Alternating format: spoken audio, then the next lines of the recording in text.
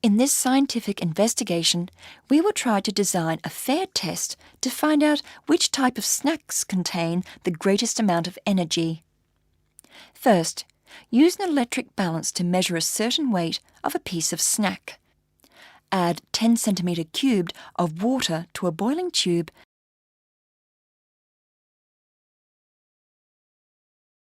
and measure the temperature of the water. Then, put the snack in a burning spoon and heat it over a Bunsen flame. When the snack starts burning, move the burning spoon to the bottom of the boiling tube.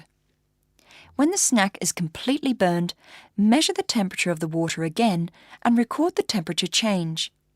Then, repeat the previous steps with other types of snacks. According to the experimental results, which type of snack contains the greatest amount of energy?